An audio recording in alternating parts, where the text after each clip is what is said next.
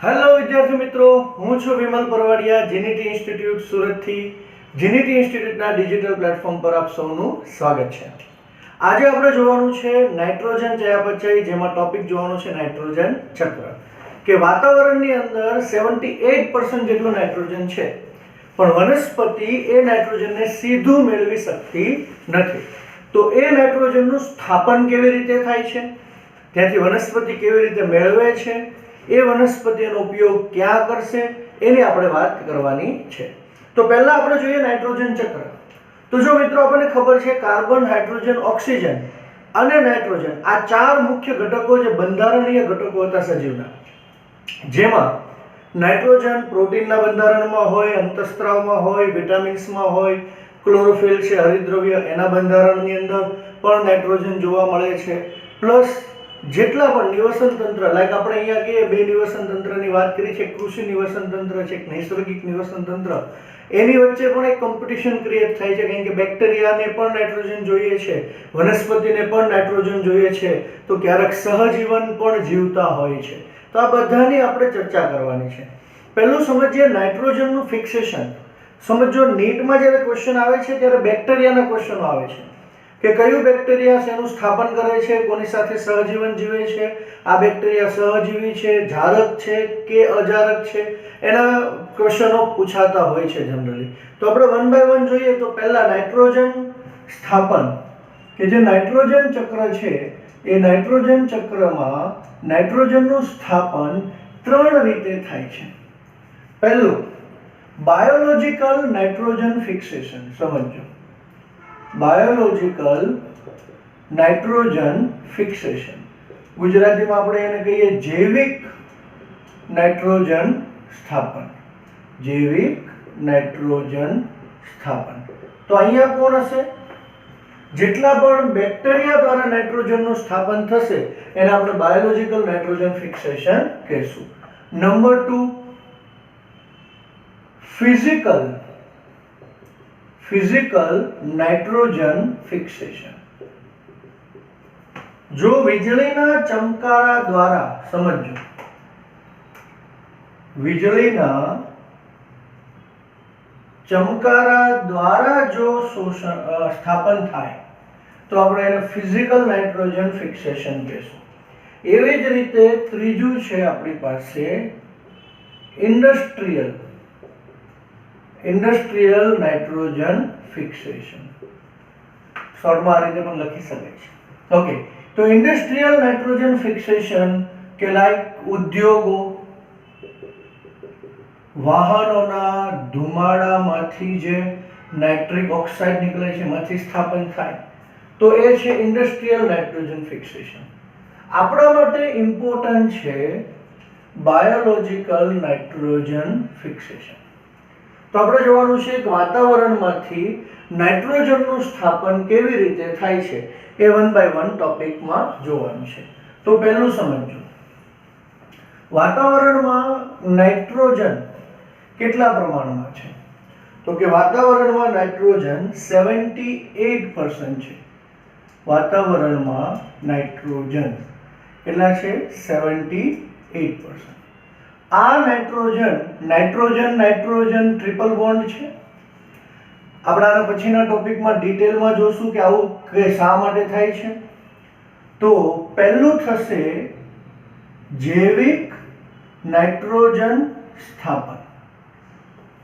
Okay, તો જૈવિક nitrogen સ્થાપનમાં આપણે અહીંયા બેક્ટેરિયાના નામ લખીશું. એટલે કે વાતાવરણમાંના નાઇટ્રોજનનું તે શેમાં રૂપાંતર કરશે? એમોનિયામાં રૂપાંતર કરે છે. ઓકે, તો વાતાવરણમાંનો નાઇટ્રોજન એમોનિયામાં કન્વર્ટ થશે. N ટ્રિપલ બોન્ડ N છે, જે બે અણુ એમોનિયામાં રૂપાંતર થાય. અત્યારે આપણે ખાલી એમોનિયા દર્શાવીએ છીએ. ઓકે, બીજું એમોનિયામાં રૂપાંતર, તો સેકન્ડ એમોનિયામાં રૂપાંતર થાય મૃત કાર્બનિક દ્રવ્યોમાંથી. અચ્છા મિત્રો, અહીંયા ધ્યાન રાખજો. તો મૃત કાર્બનિક દ્રવ્યોમાંથી એમોનિયાનું રૂપાંતર થાય, વાતાવરણમાંથી નાઇટ્રોજનનું એમોનિયામાં રૂપાંતર થાય. આ પ્રક્રિયાને કહેવાય એમોનિફિકેશન. શું કહેશું? એમોનિફિકેશન. અચ્છા, તો નાઇટ્રોજન ચક્ર આપણે 3 સ્ટેપની પ્રોસેસમાં જોવાનું છે. પહેલી પ્રોસેસ છે એમોનિફિકેશન, બીજી નાઇટ્રિફિકેશન અને ત્રીજી ડીનાઇટ્રિફિકેશન. ઓકે, તો ફર્સ્ટ શું થશે? આ જે મૃત કાર્બનિક દ્રવ્યો છે એને એમોનિયામાં ફેરવવા માટે અમુક બેક્ટેરિયા જવાબદાર છે. બેસિલસ રેમોસસ, આ પૂછાઈ ગયેલો પ્રશ્ન છે નીટમાં. બેસિલસ માઇકોઇડિસ. સમજો એ સિવાય જે કોઈ કાર્બનિક દ્રવ્યોને એમોનિયામાં રૂપાંતર કરતા બેક્ટેરિયા હતા, ઈસ્ટ હતા, આ બધાનો ઉપયોગ થાય. પણ આપણે એવું સમજીએ છીએ કે ભાઈ જૈવિક ઘટકો દ્વારા એટલે કે બેક્ટેરિયા દ્વારા મૃત કાર્બનિક દ્રવ્યોમાંથી એમોનિયામાં રૂપાંતર થયું, એને એમોનિફિકેશન કહેશું. વાતાવરણમાંના નાઇટ્રોજનનું બેક્ટેરિયા દ્વારા એમોનિયામાં રૂપાંતર થાય એને પણ એમોનિફિકેશન કહેવાય. તો અહીંયા કયા કયા બેક્ટેરિયા છે? તો જો બેક્ટેરિયાને આપણે 2 ભાગ પાડીશું. પહેલો ભાગ એક છે સહજીવી અને બીજા છે અસહજીવી. એક સિમ્બાયોન છે એટલે કે કોઈ પણ અન્ય સાથે સહજીવન જીવે છે અને એક છે સહજીવન જીવતા નથી. ઓકે, મુક્ત જીવી કહી શકો તમે. અસહજીવી અથવા તો આપણે શું કહીએ, મુક્ત જીવી, ફ્રી લિવિંગ, અને આને આપણે કહીશું સિમ્બાયોન્ટ. ઓકે, તો સહજીવીની અંદર કોણ આવશે? Most common rhizobium. તો રાઇઝોબિયમ છે એ સહજીવી તરીકે જીવશે. રાઇઝોબિયમ પછી અહીંયા સમજો ફ્રેન્કિયા. હવે રાઇઝોબિયમ છે એ મૂળ ગંડિકા ધરાવતી વનસ્પતિ એટલે કે લેગ્યુમિનસ પ્લાન્ટ સાથે સહજીવન જીવે છે, જ્યારે ફ્રેન્કિયા એ નોન લેગ્યુમિનસ પ્લાન્ટ એટલે કે મૂળ ગંડિકા વિહીન જે વનસ્પતિ છે એની સાથે સહજીવન જીવે છે. જ્યારે મુક્તજીવીમાં કોણ આવે? તો મુક્તજીવીમાં પહેલું આપણી પાસે છે એઝેટોબેક્ટર. ત્યાર પછી આવે ક્લોસ્ટ્રીડિયમ. જો આપણે ઘણા બધા બેક્ટેરિયા છે પણ બધા બેક્ટેરિયાની આપણે વાત નથી કરતા. જેટલા આપણા એનસીઈઆરટી માં આપેલા છે એટલા જ બેક્ટેરિયાની વાત કરીએ છીએ, રાઈટ. ત્યાર પછી બેઝરિંકિયા. તો બેઝરિંકિયા, BGA બ્લુ ગ્રીન આલ્ગી નોસ્ટક એનાબિના, જેને આપણે શોર્ટમાં શું કહીએ છીએ, BGA. હવે અહીંયા ધ્યાન રાખજો, BGA છે એ એક રીતે બંનેમાં આવી શકે. બ્લુ ગ્રીન આલ્ગી જે છે એ બંનેમાં આવી શકે. એ સહજીવનમાં પણ આવી શકે અને મુક્તજીવીમાં પણ આવી શકે. પણ નાઇટ્રોજન ફિક્સેશન માટે આપણે ક્યાં કન્સિડર કરીએ છીએ? મુક્તજીવીમાં કન્સિડર કરીએ છીએ. અચ્છા, અહીંયા બીજા 2 પ્રશ્ન પૂછી શકે તમને. જારક અને અજારક સમજજો. એઝેટોબેક્ટર જે છે એ જારક છે, જ્યારે ક્લોસ્ટ્રીડિયમ છે એ અજારક છે. તો ક્લોસ્ટ્રીડિયમ અજારક, બેઝરિંકિયા જારક છે. રાઇઝોબિયમ અને ફ્રેન્કિયા આ એકચ્યુઅલી જ્યારે સહજીવનમાં હોય ત્યારે જ નાઇટ્રોજનનું સ્થાપન કરે, નહીં તો એ નાઇટ્રોજનનું સ્થાપન કરતા નથી. તો આટલું આપણે પહેલા યાદ રાખવાનું છે કે ભાઈ વાતાવરણમાંથી નાઇટ્રોજનનું એમોનિયામાં રૂપાંતર કરતા કયા કયા બેક્ટેરિયા અથવા તો કયા કયા સજીવો હતા. તો એમાં 2 ભાગ પડ્યા, સહજીવી અને મુક્તજીવી. તો સહજીવીમાં રાઇઝોબિયમ, ફ્રેન્કિયા, મુક્તજીવીમાં એઝેટોબેક્ટર, ક્લોસ્ટ્રીડિયમ, બેઝરિંકિયા. હજી એડ કરવા હોય તો તમે કરી શકો એઝોસ્પાઇરિલિયમ.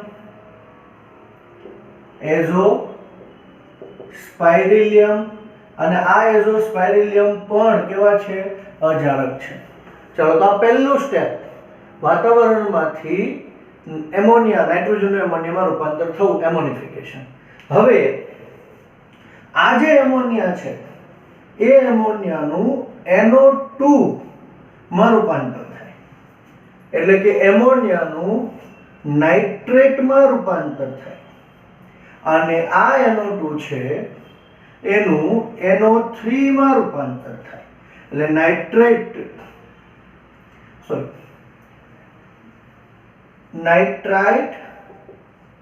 અને NO3 નાઇટ્રેટમાં રૂપાંતર થાય. તો આ જે પ્રોસેસ છે એ પ્રોસેસને આપણે કહેશું નાઇટ્રિફિકેશન. શું કહેશું? નાઇટ્રિફિકેશન. ઓકે, તો અહીંયા બેક્ટેરિયાનો રોલ છે. એમોનિયામાંથી નાઇટ્રેટમાં રૂપાંતર કરવા માટે નાઇટ્રોસોમોનાસ અને નાઇટ્રોકોકસ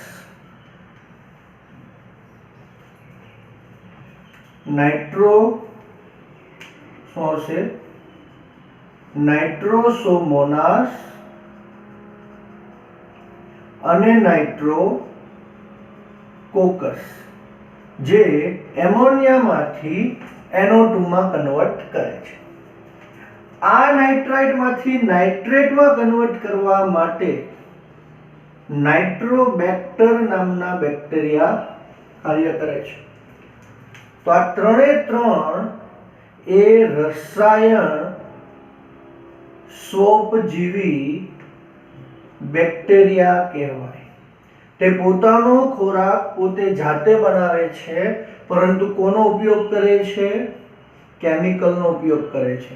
એટલે એને કેમો ઓટોટ્રોપ્સ તરીકે પણ ઓળખાય છે. આ યાદ રાખવાનું છે. તો સમજો, જૈવિક નાઇટ્રોજન સ્થાપન માટે પહેલું કામ અહીંયા થયું એમોનિફિકેશન. એમોનિયાનું નાઇટ્રાઇટ અને નાઇટ્રાઇટનું નાઇટ્રેટમાં રૂપાંતર થાય છે. કોણ કરે છે? તો કે એમોનિયાનું નાઇટ્રેટમાં રૂપાંતર નાઇટ્રોસોમોનાસ, નાઇટ્રોકોકસ, અને નાઇટ્રાઇટનું નાઇટ્રેટમાં નાઇટ્રોબેક્ટર. આ બીજું સ્ટેપ પૂરું થયું. પહેલું સ્ટેપ કયું હતું? એમોનિફિકેશન. હવે બે પ્રોસેસ થાય. એક તો થાય કે આ નાઇટ્રેટ છે એમાંનો કેટલોક ફરી પાછો વાતાવરણમાં ભળી જાય. જો એ ફરી પાછો વાતાવરણમાં ભળે તો એ પ્રોસેસને આપણે કહેશું ડીનાઇટ્રિફિકેશન. શું કહેશું? ડીનાઇટ્રિફિકેશન. જ્યારે બાકીનું જે નાઇટ્રેટ છે એ નાઇટ્રેટનું શું થશે? રિડક્શન થશે. તો જો એમોનિયાનું રિડક્શન થઈ શકે, અને એમોનિયાનું રિડક્શન થઈ બનશે NH4 આયન. તો નાઇટ્રાઇટનું પણ રિડક્શન થાય. અહીંયા એન્ઝાઇમ હોય નાઇટ્રાઇટ રિડક્ટેઝ. એવી જ રીતે નાઇટ્રેટનું પણ રિડક્શન થાય. તો અહીંયા એન્ઝાઇમ હોય નાઇટ્રેટ રિડક્ટેઝ અને બનશે એમોનિયમ આયન. હવે સમજો, વનસ્પતિ જે વનસ્પતિ છે એ વનસ્પતિ કોનું શોષણ કરશે? તો વનસ્પતિ નાઇટ્રેટનું પણ શોષણ કરે છે, એટલે કે વનસ્પતિ નાઇટ્રેટનું શોષણ કરશે, એમોનિયમ આયનનું પણ શોષણ કરે અને વૃદ્ધિ કરશે. એનિમલ, પ્રાણીઓ આ વનસ્પતિનો ખોરાક તરીકે ઉપયોગ કરશે. વનસ્પતિના દ્રવ્યો મૃત થાય, પ્રાણીઓના દ્રવ્યો મૃત થાય, વત્તા પ્રાણીઓના ઉત્સર્ગ દ્રવ્યો, અને આ બધાનું ફરીથી એમોનિયામાં રૂપાંતર થાય અને ફરીથી ફિક્સેશન થાય. અને કેટલોક નાઇટ્રોજન છે એ અમુક બેક્ટેરિયાઓ મારફતે ફરીથી વાતાવરણની અંદર મિક્સ થાય. તો જે બેક્ટેરિયા દ્વારા વાતાવરણમાં જાય છે એ બેક્ટેરિયાને ડીનાઇટ્રિફાઇંગ બેક્ટેરિયા કહેવાય. કયા બેક્ટેરિયા કહેવાશે? ડીનાઇટ્રિફાઇંગ બેક્ટેરિયા. તો અહીંયા ક્વેશ્ચન પૂછાય કે ભાઈ ડીનાઇટ્રિફાઇંગ બેક્ટેરિયા કયા, અથવા તમને એમ ક્વેશ્ચન પૂછે કે નીચેનામાંથી કયા બેક્ટેરિયા છે જે વાતાવરણમાં ફરી પાછું નાઇટ્રોજન અથવા તો સ્થાપિત જે નાઇટ્રેટ છે એનું નાઇટ્રોજનમાં રૂપાંતર કરે છે. તો એ બેક્ટેરિયા તમારે શોધવાના છે. તો કયા કયા બેક્ટેરિયા એની વાત કરીએ તો સમજો. જો ડીનાઇટ્રિફાઇંગ બેક્ટેરિયા છે એમાં કોનો સમાવેશ થાય? તો કે ડીનાઇટ્રિફાઇંગ બેક્ટેરિયામાં થાયોબેસિલસ, સ્યુડોમોનાસ અને એગ્રોબેક્ટેરિયમ આ ત્રણ બેક્ટેરિયા જે ડીનાઇટ્રિફાઇંગ બેક્ટેરિયા તરીકે ઓળખાય કે જે નાઇટ્રેટનું ફરીથી નાઇટ્રોજનમાં રૂપાંતર કરશે. તો ચલો અહીંયા આપણી પાસે પહેલું ફિક્સેશન જે હતું બાયોલોજિકલ નાઇટ્રોજન ફિક્સેશન, એનો પહેલું સ્ટેપ એમોનિફિકેશન, બીજું સ્ટેપ નાઇટ્રિફિકેશન અને ત્રીજું સ્ટેપ ડીનાઇટ્રિફિકેશન. અને કેટલોક વાતાવરણમાંનો નાઇટ્રોજન કોના દ્વારા? તો કે વીજળીના ચમકારા દ્વારા. સમજો, વીજળીના ચમકારા દ્વારા શેમાં રૂપાંતર થાય? નાઇટ્રેટમાં રૂપાંતર થાય છે. તો આ બેઝિક હતું આપણું નાઇટ્રોજન ચક્ર. હવે જો મેં અહીંયા અલગ રીતે દર્શાવેલું છે નાઇટ્રોજન ચક્ર. આપણી ટેક્સ્ટ બુકની અંદર જોશો ને તો બધા પોઈન્ટ આવી જાય છે કે ભાઈ ટેક્સ્ટ બુકની અંદર શરૂઆતમાં તમને નાઇટ્રોજનનું સ્થાપન આપેલું છે, એના ત્રણ અલગ અલગ રીત આપેલી છે. કન્વર્ઝન એમોનિયમ આયનમાં જ થાય છે. એમોનિયમ આયનને વનસ્પતિ લે, મૃત દ્રવ્ય અને ફરીથી ચક્ર ચાલુ છે. આપણે નીટમાં યાદ રહે એટલા માટે આ સ્ટેપ મૂકેલા છે કે કયા કયા બેક્ટેરિયા કઈ રીતે વર્ક કરે છે. હવે આપણે પહેલું જોવાનું છે કે આ નાઇટ્રોજનનું એમોનિયામાં રૂપાંતર કેવી રીતે થાય છે અને એમોનિયામાંથી નાઇટ્રાઇટમાં કેવી રીતે રૂપાંતર થાય છે અને નાઇટ્રાઇટમાંથી નાઇટ્રેટમાં કેવી રીતે રૂપાંતર થાય છે. જો એમોનિયામાંથી નાઇટ્રેટ કઈ રીતે બને છે? નાઇટ્રાઇટ તો આપણી પાસે બે એમોનિયાના અણુ, કારણ કે અહીંયા તો બે જ બનતા હતા ને, આપણે ખાલી સમજવા માટે એમોનિયા લખેલું હતું. આ બે એમોનિયાના અણુ વત્તા 3 ઓક્સિજન, તો શું બનતું હતું? બે અણુ NO2 plus 2H plus 2H2O. આ પ્રોસેસ થાય છે. એટલે કે આ પ્રોસેસને આપણે આ રીતે લખીએ કે 2 ammonia plus 3O2 2 NO2 plus 2H plus 2H2. એવી જ રીતે નાઇટ્રાઇટનું નાઇટ્રેટમાં રૂપાંતર કેવી રીતે થાય સમજો. અને એના માટે આ નાઇટ્રેટ છે 2NO2, એમાં અગેન ઓક્સિજન ઉમેરાય એટલે કે 2NO2 minus plus oxygen, it gives 2NO3. એટલે કે બે અણુ શેના બનશે? નાઇટ્રેટના બનશે. તો આ પ્રોસેસ આપણે ભણી ગયા છીએ ઓલરેડી. તો આટલું આપણી પાસે હતું નાઇટ્રોજન ચક્ર. હવે આમાંથી પ્રશ્નો કયા કયા પૂછાય? જો ઘણા બધા પ્રશ્નો પૂછાય નીટ બેઝ. જો આપણે આ ક્વેશ્ચન લઈએ તો પહેલા તો બેક્ટેરિયાના ક્વેશ્ચન પૂછાય. રાઇઝોબિયમ કોની સાથે સહજીવન જીવે? મૂળગંડિકા સાથે. ફ્રેન્કિયા કોની સાથે સહજીવન જીવે છે? આપણે આગળ વાત કરવાના છીએ નેક્સ્ટ લેક્ચરમાં.